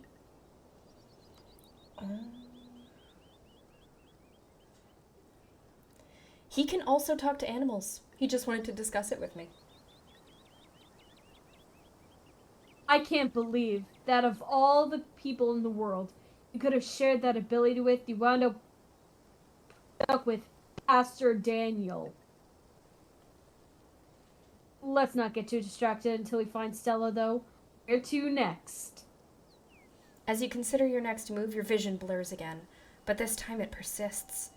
The weakness in your knees returns, your ears fill with static, and you can feel yourself swaying, unable to control your body. It seems the toll of the pact you made last night is finally catching up with you. Whoa. You don't look too good. Your body crumples to the ground. Oh shit! The general store is just around the corner. Let's get you inside. The bells of the general store jingle welcomingly as your companions drag you across the threshold. You can faintly make out the unintelligible mumbling of what must be voices, and then you fade out again.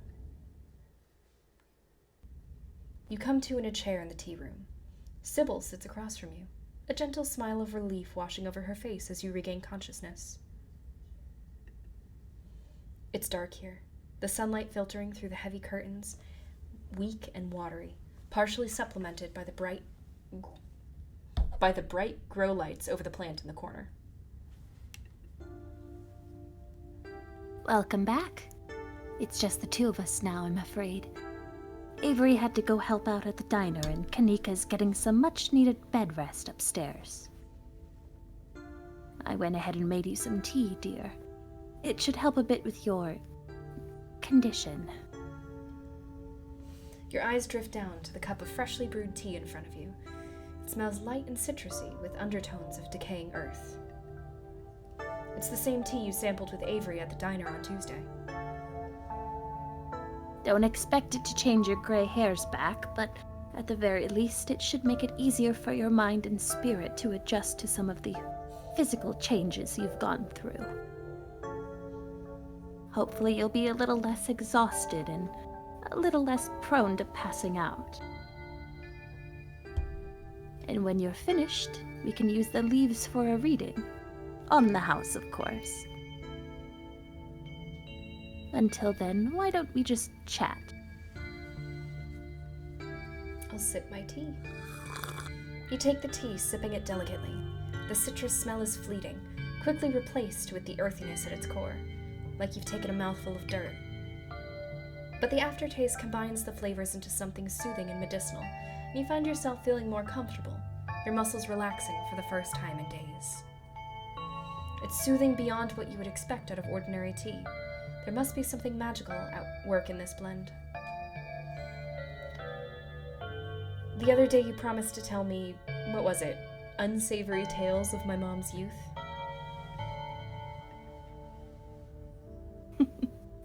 I most certainly did. Though I might have been exaggerating a bit for dramatic effect.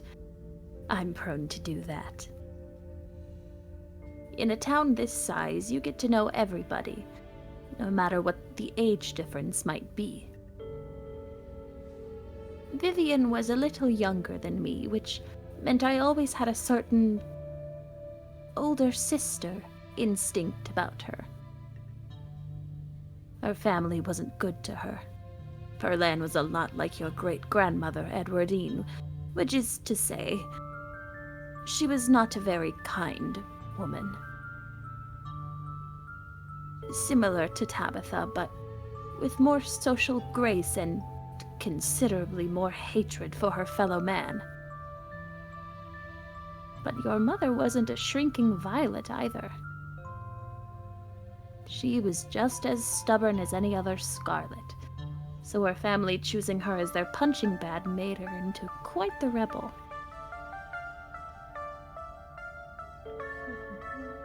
Why were Perlan and my mom raised by Edwardine? What happened to their mother? Their entry into this world was violent, I'm afraid. Their mother was young. Too young to be pregnant, especially with twins. She didn't survive the labor. What happened when my mom found out she was pregnant? She came to me for advice. She was distraught. It was like she'd been handed a death sentence. Maybe it was fear from what had happened to her own mother. Maybe it was... something else. But she seemed convinced she was in danger. Tabitha had already been born by then, of course, but she was born in wedlock, so I assumed your mother's worries had something to do with religion. Though the Scarlets weren't particularly religious, as far as I knew. But the way Vivian was that night she came to me, it stuck in my mind. It's always had me wondering what it was about your family that made her panic so much at the thought of having a baby. What do you know about my grandma?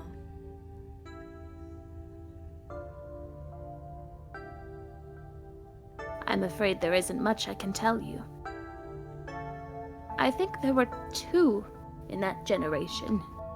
The eldest died when the girls were still children. Atterbury never spoke about them, nor did your mother. I feel like I know a lot about the women in my family, but what about the men? Do they even exist? I suppose they just haven't been very noteworthy since Edwardine took over the mines. Her husband died a long time ago, and to be quite honest, I can't even recall his name. Might have been Stuart or something just as forgettable. From what Vivian said, her father was some teenaged fling that ended once your grandmother found out she was pregnant.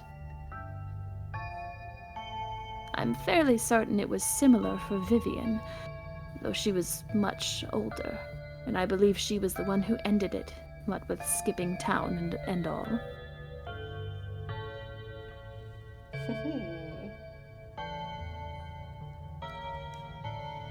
So how did you wind up in Scarlet Hollow? Oh, my family's been in these hills for a long time. That's how I know so much of the local flora. Everything I've learned was handed down from generations of hill folk. There hasn't always been a reliable doctor up here, especially not one most folks could afford. They have to figure out their own medicine. What's with all the mystery and ritual? If you have something to tell me, just come out and say it. I'll need your tea leaves first.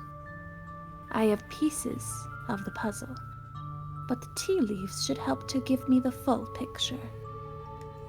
Finish the tea. You close your eyes and take another sip, and then another. It's delightful. The tea is gone before you know it. The small cup empty save for what's left of rehydrated leaves coating the bottom. Sybil wasn't lying when she said it would help your condition. You still feel aged and worn, but you're a little less tired, and a little mentally sharper than you were a few minutes ago. Oh, good. Glad you found the tea palatable enough to drink. It should do you some good. It's one of my more medicinal blends. Now, on to business. Sybil takes the cup from you, staring thoughtfully down at the sludge. Oh dear. This does not bode well. You've got just about every warning that can fit into the bottom of a cup. Cross, kettle, hourglass. All of these mean death, misery, difficulty. And the hourglass ties it all together with definite urgency. It's fair to assume that this all has to do with whatever brought the ditchlings.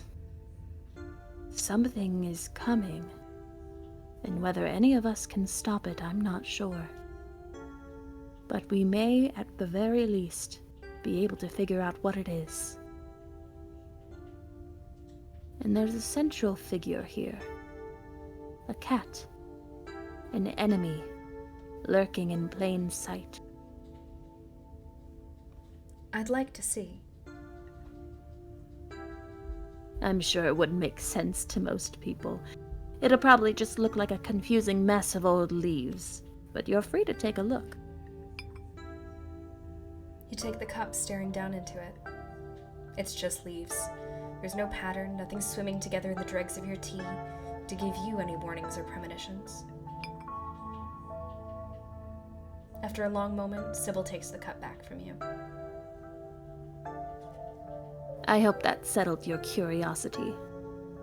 Don't worry if you couldn't make sense of it. It takes years to learn this sort of thing, even for someone with your propensities. She winks conspiratorially.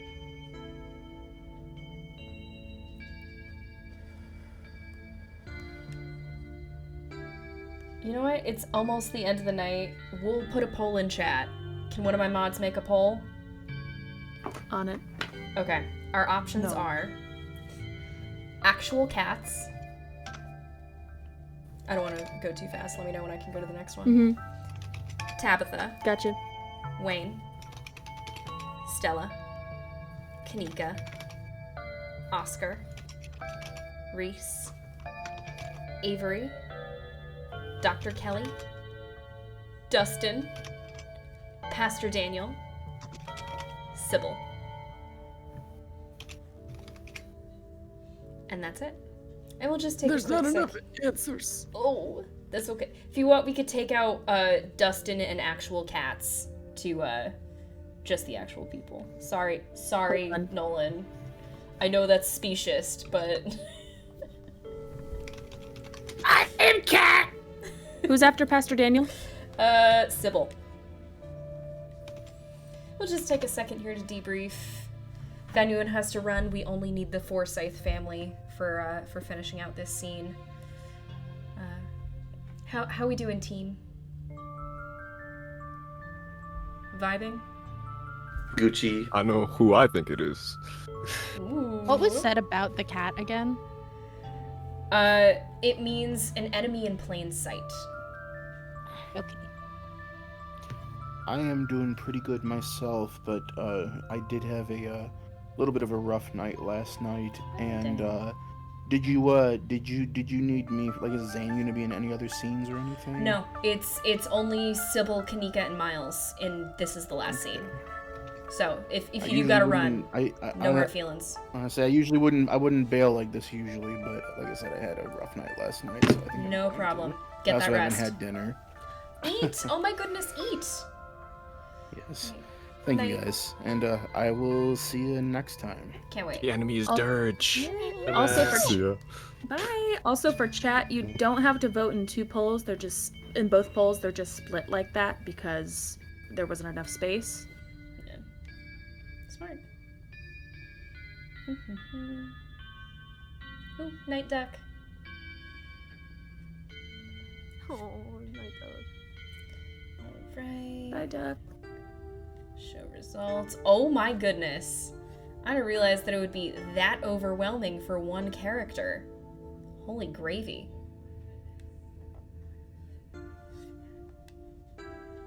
Alright. I think everyone here has gotten their votes in. Damn, guys. That's brutal. The cat could be Reese.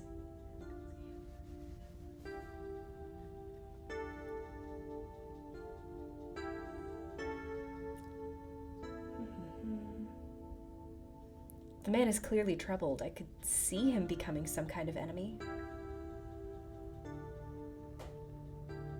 And he isn't exactly lurking in plain sight if you're so easily suspicious of the poor boy. And from what Joan Kelly has told me, he barely has the energy for walking around, let alone making nefarious plans to betray someone he just met this week. Bless his heart. Not that he'd feel so malicious about anyone in the first place. He was always such a thoughtful young man, very sensitive and kind. But you should trust your own judgment here. Friend or family, the cat will make itself known soon enough. You don't have to figure out an answer right away. It often takes time for the mind to connect the dots. Just be on guard, and keep vigilant that someone close to you isn't to be trusted. You know from the ditchlings that something terrible is coming your way. and it's likely that it's connecting to some hidden enemy. Perhaps we can try to counteract whatever might be planned for you. Judging by what you told me last night, those stones, carvings, seals, whatever you want to call them, I think it's likely they have something to do with this. Until the cat reveals itself, it seems like your best course of action is to seek those carvings out, piece together what you can from your visions, and arm yourself with information. Have you sensed any others around town? Do you think you might be able to find another? Your thoughts drift to that door yesterday, the one that seemed to draw you in, urging you deeper into the clinic. Even just remembering it is enough to tug at you, compelling you to return and open it to see what's on the other side. You can find Stella later. Maybe you can even find her there. What's important now is finally seeing what's hidden in the clinic. I think I felt another in the clinic.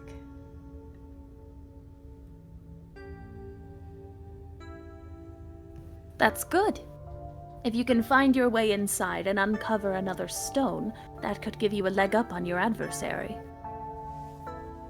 You'll just have to be careful to avoid the doctor. Something tells me she won't take too kindly to you sniffing around her clinic. I think that's all the help I can offer.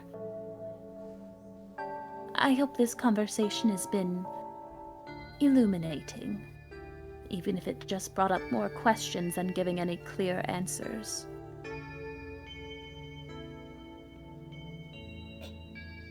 Thanks, I'll let you know if I find anything. Glad to hear it.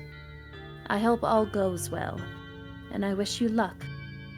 Hopefully you won't need it. Thank you again for humoring an old lady and stopping by for a chat. With a small grunt of effort, Sybil gets up from the table, and you're escorted back to the door. And remember, be careful who you put your trust in. According to your tea, the cat is getting ready to pounce, and merely being ready for it might not be enough.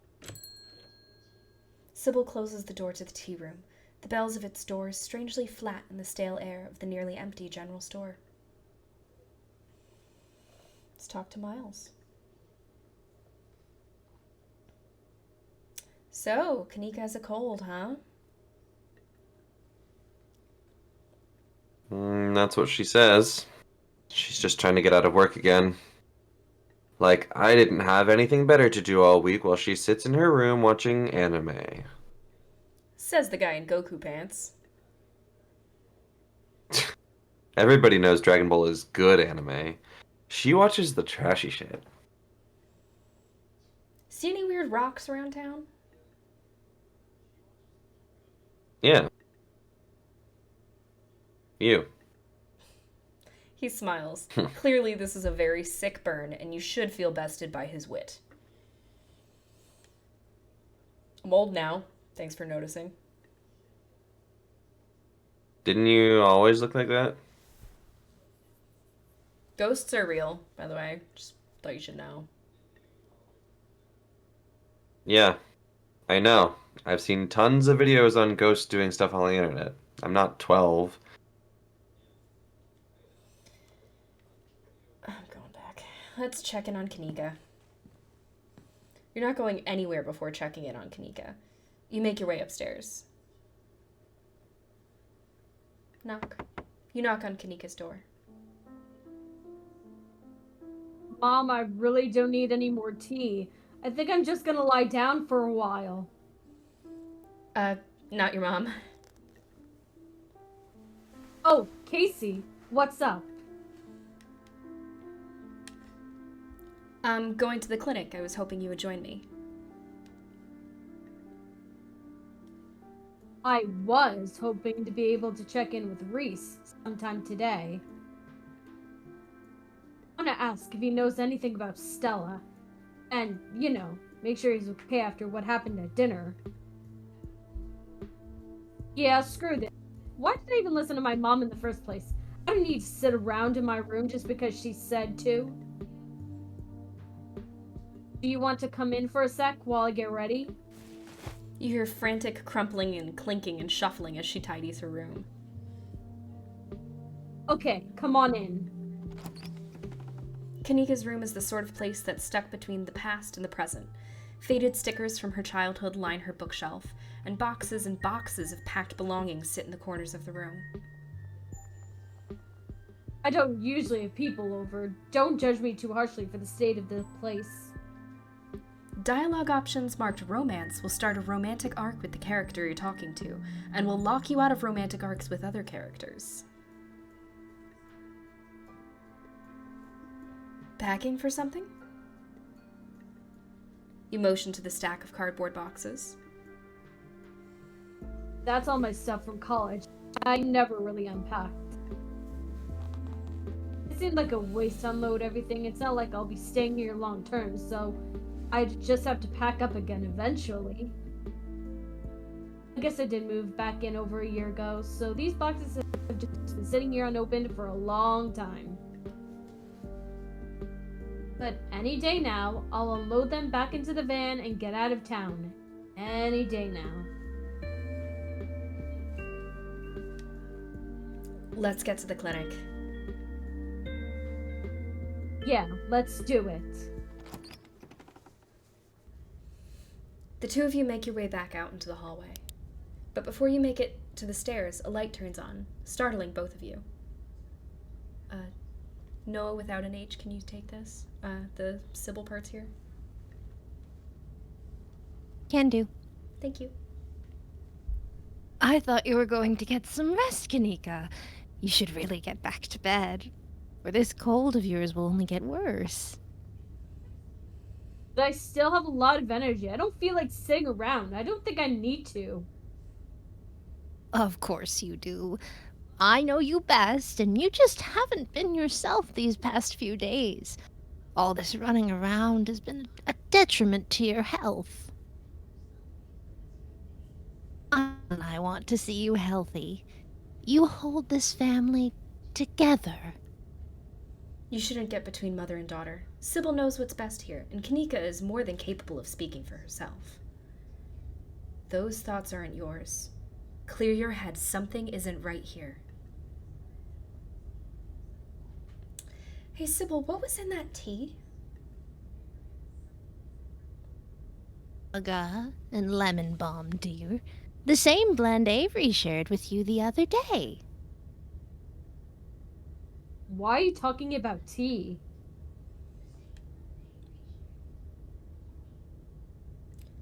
Let's just go, Kaneeka. You try to guide Kaneeka towards the stairs, but it's like she's rooted to the floor. Kaneeka sighs. I'm sorry, Mom. I know I've been neglecting the general store. Miles went off the other day. That was so irresponsible of me.